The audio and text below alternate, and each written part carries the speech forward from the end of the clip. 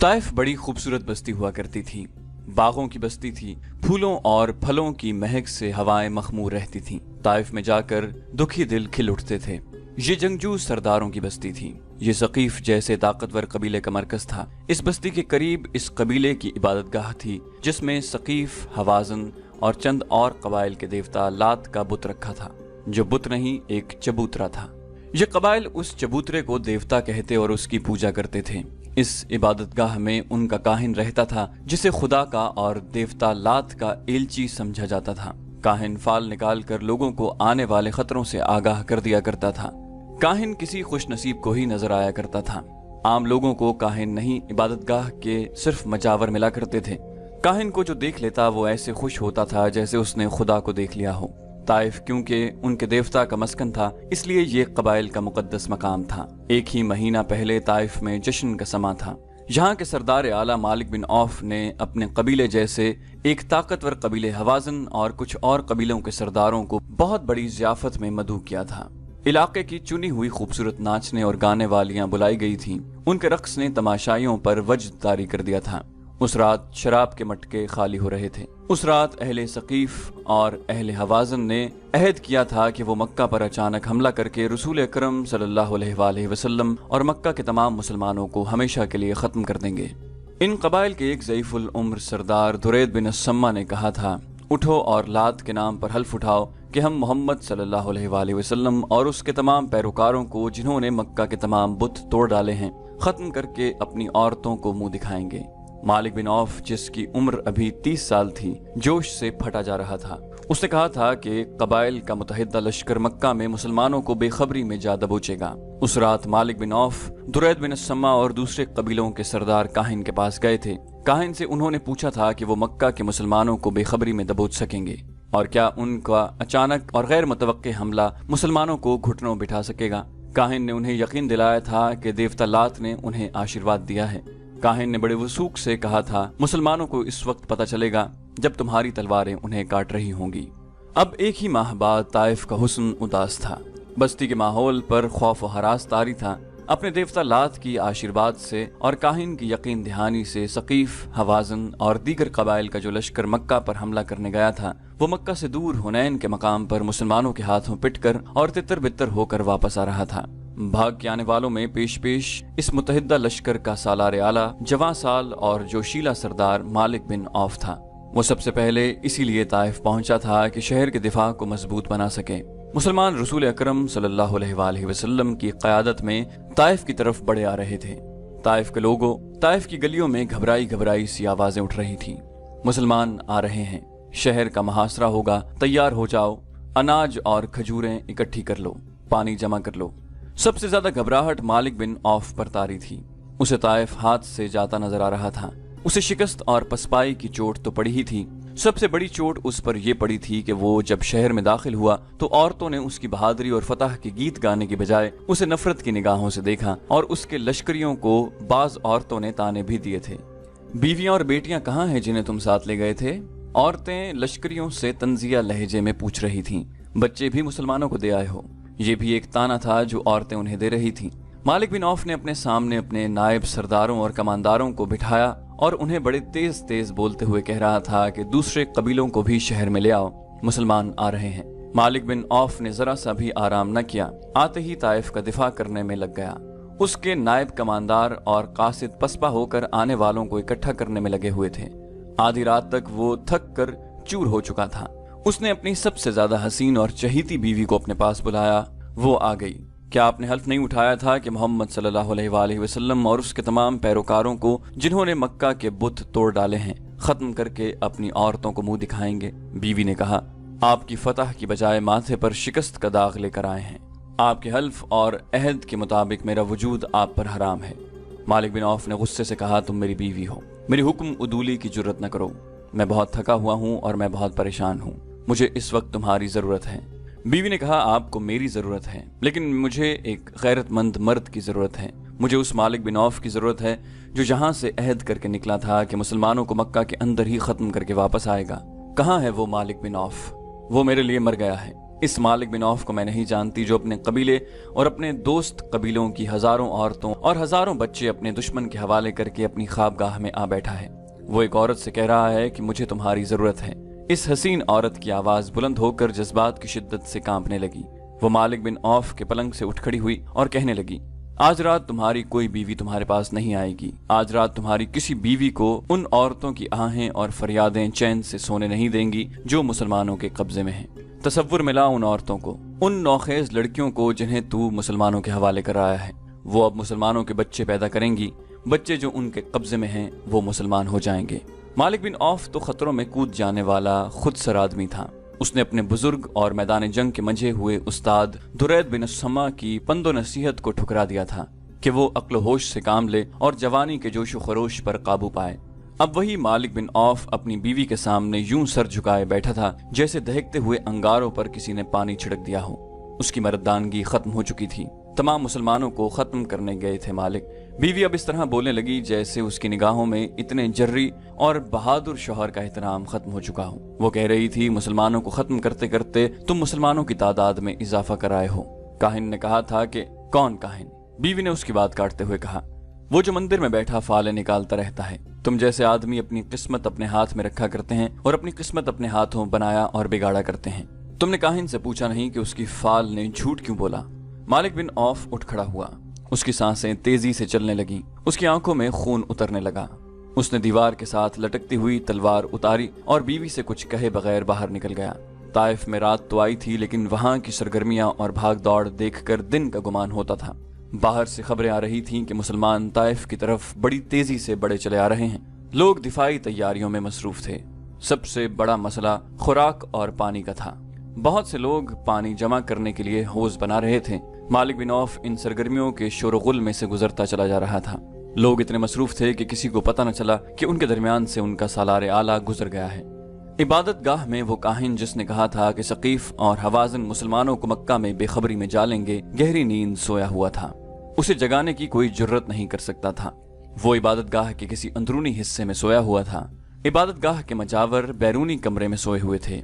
उन्हें किसी के कदमों की आहट सुनाई दी। ये उनके फराइज में शामिल था कि काहिन के कमरे तक किसी को न पहुंचने दें। 2-3 मजावर उठकर बाहर आ गए। एक के हाथ में मशल थी। मालिक बिन औफ। एक मजावर ने मालिक के रास्ते में आकर कहा, क्या कबीले का सरदार नहीं जानता कि उससे आगे कोई नहीं जा सकता? हमसे बात कर मालिक बिन औफ। और क्या तुम नहीं जानते कि एक सरदार का रास्ता रोकने का नतीजा क्या हो सकता है?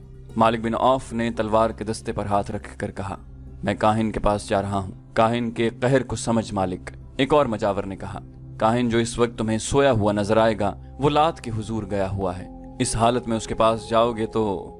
मालिक बिन औफ ऐसी ज़हनी कैफियत में था जिसने उसके दिल से काहिन का तकद्दुस और खौफ निकाल दिया था। एक तो वो बहुत बुरी शिकस्त खाकर आया था, दूसरे उसकी बीवी ने उसे धुतकार दिया था जिसे वो दिलो जान से चाहता था। उसने मजावर के हाथ में पकड़े हुए मशल के डंडे पर हाथ मारा और उसके हाथ से मशल छीन कर काहिन के कमरे की तरफ चला गया। मजावर उसके पीछे दौड़ा, लेकिन वो काहिन के कमरे में दाखिल हो गया। काहिन मुजावरों के शोर से जाग उठा। अपने कमरे में मशल की रोशनी देखकर उठ बैठा। मालिक बिन औफ ने मशल दीवार में उस जगह लगा दी जो उसी मकसद के लिए दीवार में बनाई गई थी। मालिक बिन औफ ने कहा, मुकद्दस काहिन, मैं पूछने आया हूँ कि तुम्हारी शिकस्त का सबब क्या हुआ? काहिन ने उसकी बात पूरी करते हुए कहा, क्या मैंने कहा नहीं था कि एक हाम की कुर्बानी दो? और मुकद्दस काहिन, मालिक बिन औफ ने कहा, तुमने ये भी कहा था कि हाम न मिले तो अपने कबीले से कहो कि अपने खून की और अपनी जानों की कुर्बानी दें। तुमने कहा था कि हाम की तलाश में वक्त जाया न करना। तुमने कहा था कि मुसलमान लड़ने के लिए तैयार नहीं होंगे। क्या तू अपने देवता से बाज पुरस करने आया है कि दुश्मन ने तुम्हें शिकस्त क्यों दी? काहिन ने पूछा। मैंने कहा था ना, पीठ न दिखाना। क्या तेरे लश्कर ने पीठ नहीं दिखाई? तेरे लश्कर में तो इतनी सी भी गैरत नहीं थी कि अपनी औरतों और बच्चों की हिफाजत करता। मैं पूछता हूँ, तुमने क्या किया? मालिक बिन औफ ने पूछा, अगर सब कुछ हमें ही करना था तो तुमने क्या कमाल दिखाया? तुमने क्यों कहा था कि मुसलमानों को उस वक्त पता चलेगा जब तुम्हारी तलवारें उन्हें काट रही होंगी? क्या तुमने हमें धोखा नहीं दिया? क्या ये दुरुस्त नहीं कि मोहम्मद सल्लल्लाहु अलैहि वसल्लम सच्चे हैं जिसने तुम्हारी फाल को झुटला दिया? अगर तुम काहिन न होते तो मैं तुम्हें कत्ल कर देता। अब ताइफ पर बहुत बड़ा खतरा आ रहा है। क्या तुम अपने देवता की बस्ती को बचा सकते हो? क्या तुम मुसलमानों पर कहर नाजिल कर सकते हो? पहली बात ये सुन ले औफ के बेटे, काहिन ने कहा, काहिन को दुनिया की कोई ताकत कत्ल नहीं कर सकती। काहिन की जब उम्र खत्म होती है तो वो देवता लात के वजूद में तहलील हो जाता है। तू मुझ पर तलवार उठाकर देख ले। और दूसरी बात यह है कि मुसलमान ताइफ तक पहुंच सकते हैं, यहाँ से जिंदा वापस नहीं जा सकते। जिस वक्त मालिक बिन औफ काहिन के कमरे में दाखिल हुआ था, उस वक्त किसी इंसान की शक्ल का एक साया इबादतगाह की अकबी दीवार पर रेंग रहा था। वो जो कोई भी था वो अपनी जान का खतरा मोल ले रहा था। मालिक बिन औफ ही था जो सरदारी के रोब में रात के वक्त काहिन के कमरे तक पहुंच गया था। ये इबादतगाह सदियों पुरानी थी। अकबी दीवार में छोटा सा शगाफ था।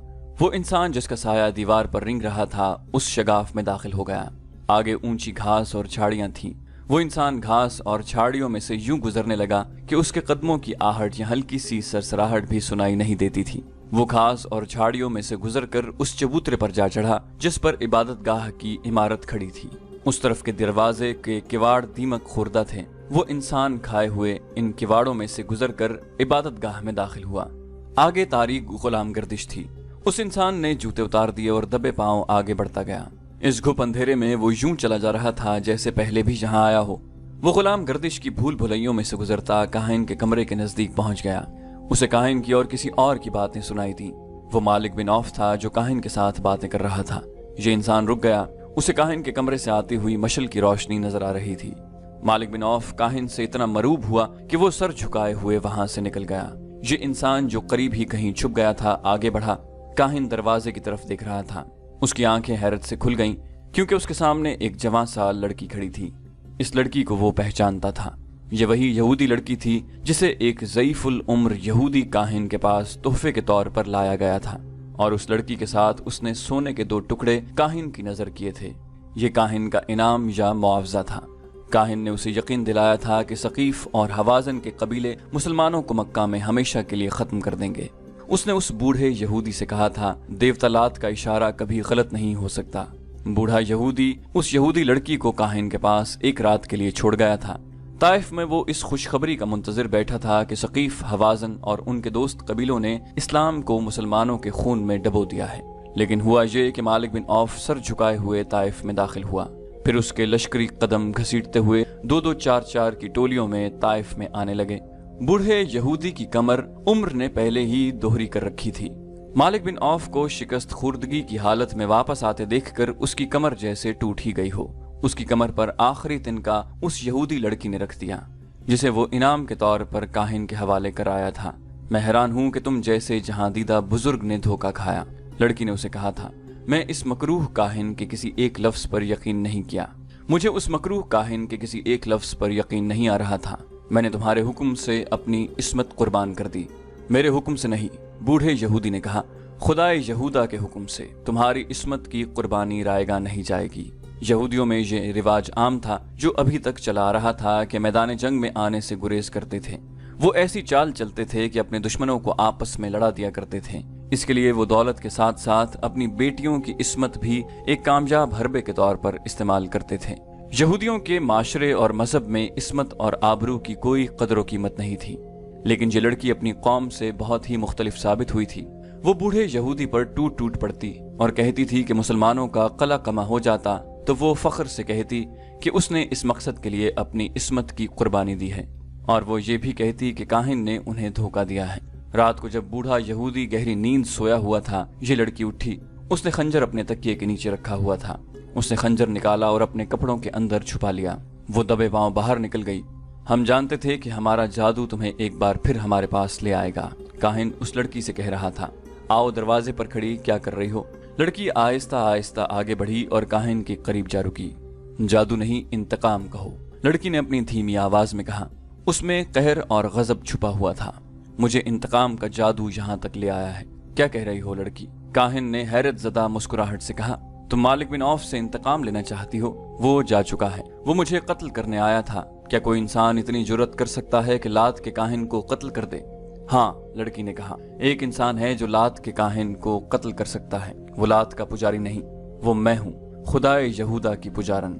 लड़की ने पलक झपकते कपड़ों के अंदर से खंजर निकाला और काहिन के दिल में उतार दिया। उसके साथ ही लड़की ने काहिन के मुंह पर हाथ रख दिया कि उसकी ऊंची आवाज न निकले। लड़की ने खंजर निकाला और काहिन की शहरक काट दी। वो बड़े इत्मीनान से काहिन के कमरे से निकली और उस रस्ते जिस रस्ते से वो आई थी इबादत गाह के अहाते से निकल गई। मालिक बिन औफ अपनी ख्वाबगाह में सर झुकाए बैठा था। उसकी चहीती बीवी उसके पास बैठी थी। गुलाम ने इत्तला दी कि एक अजनबी जवान औरत आई है जिसके कपड़े खून से लाल हैं और उसके हाथ में खून आलूद खंजर है।